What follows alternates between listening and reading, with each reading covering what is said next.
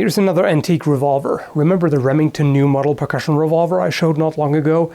I decided to modernize, so to speak, and replaced it with this black powder cartridge revolver, which, as you can imagine, is a lot less hassle to reload, and it's also quite an interesting model. This is the MAS 1873 revolver, and MAS stands for Manufacture d'Armes de Saint-Étienne, so it's made in Saint-Étienne in France, and it was produced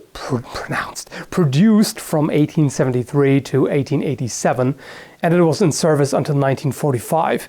So it was made for the French army, adopted after the Franco-Prussian War. The original ammunition was the 11 by 17.8 millimeter rimmed cartridge, and those were known to be underpowered. They generated velocities of about 550 feet per second, and 550 FPS is really not much. Some airsoft guns can reach those velocities. It's still a relatively large, heavy lead projectile, but it's just far less effective than other calibers at that time. So this one here had the cylinder modified, and it now accepts 45 ACP. So that's far easier. You have to load it with black powder. Some people do try very light smokeless loads, but personally I'm gonna stick to black powder. And this particular revolver here was made in 1879. There you can see it.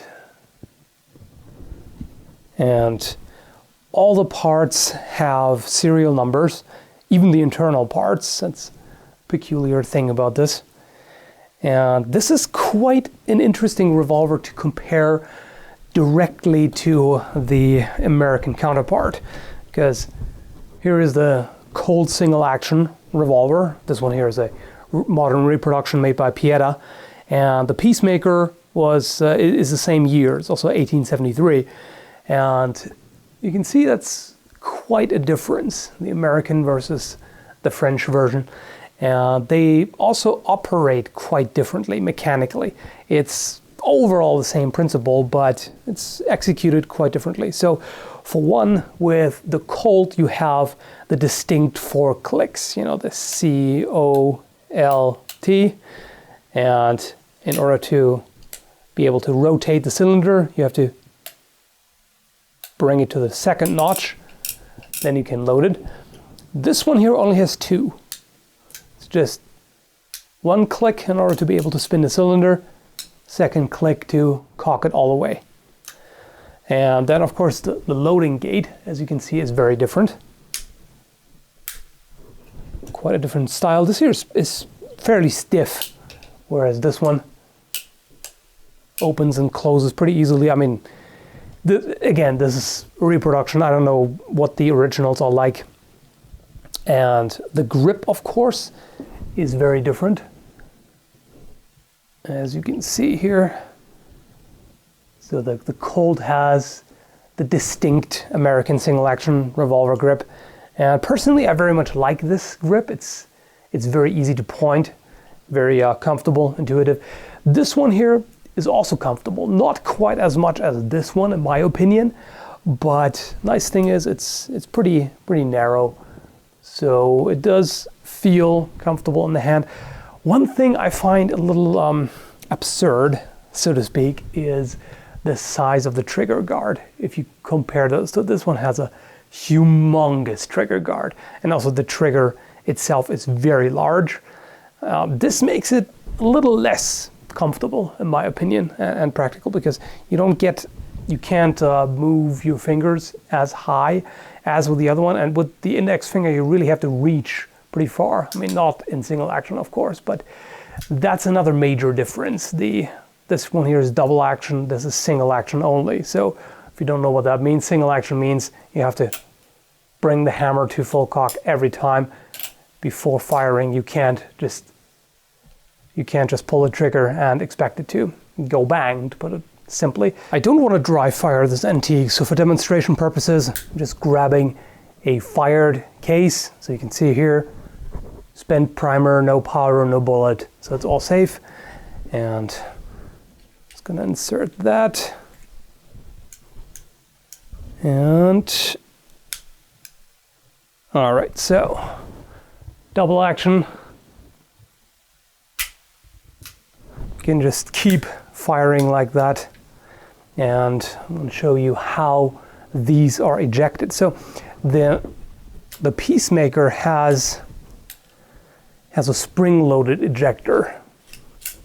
So it just comes back forward on its own.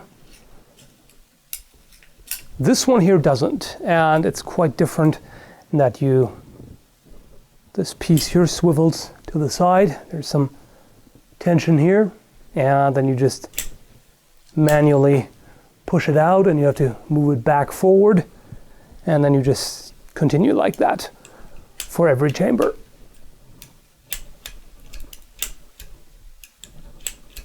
And in order to remove the cylinder, you push in this button here and pull out the main pin. Out it comes.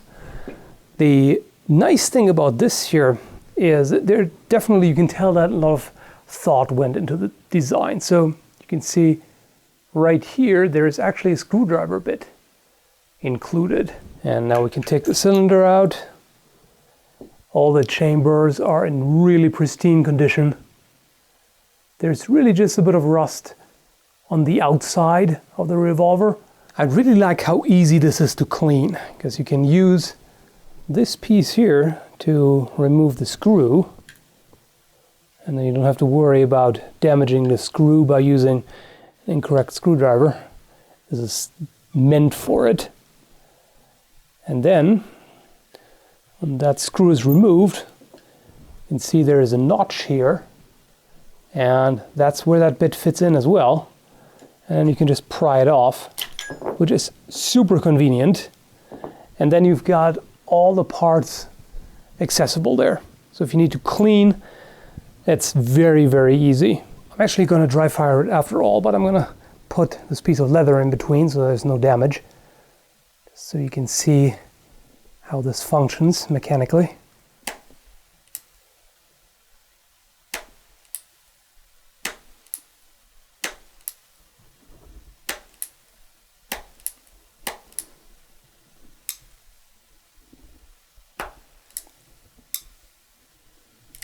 Another really smart feature is this lever here.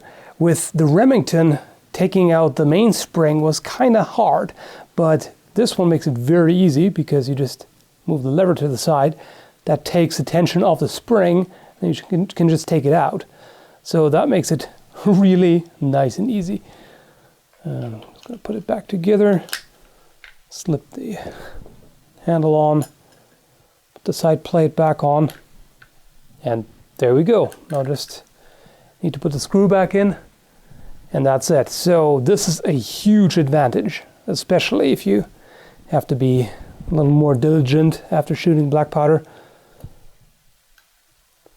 So very, very interesting design. I like how intricate it is. So now I'm going to put the cylinder back in, put the pin in,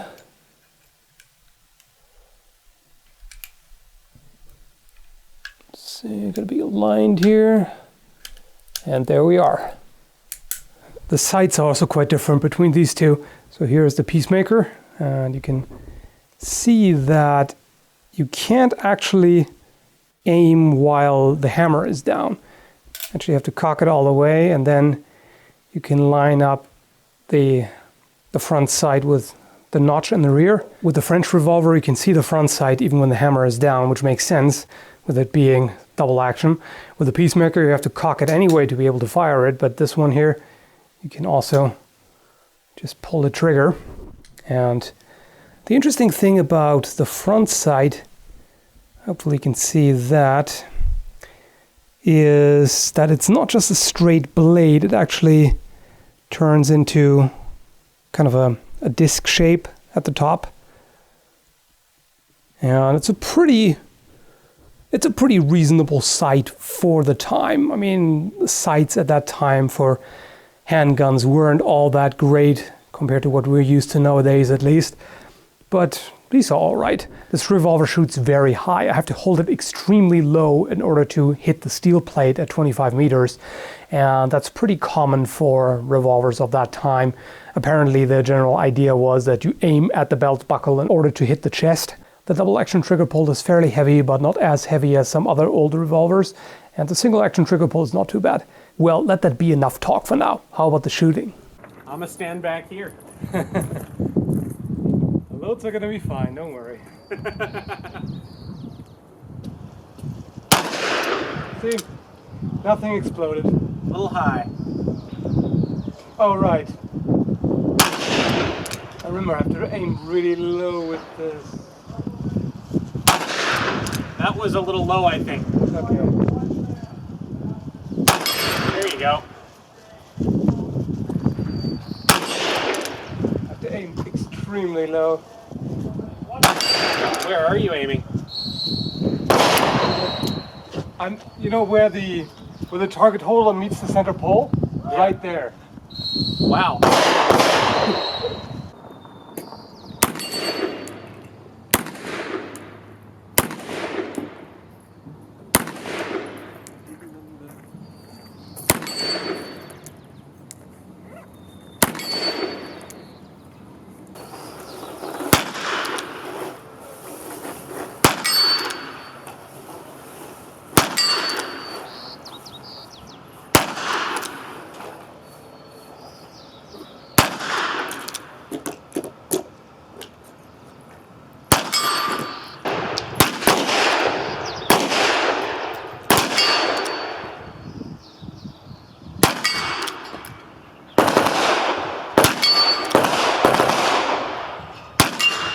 Yeah, I think I figured out where I have to hold. Not that I say that, of course.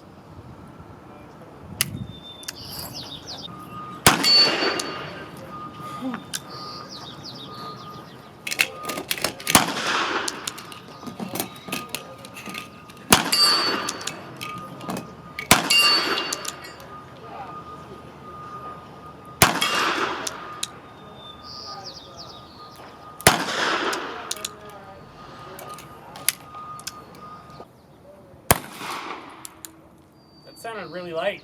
Yep, but I saw it hit, so. That was sturdy. Uh-huh.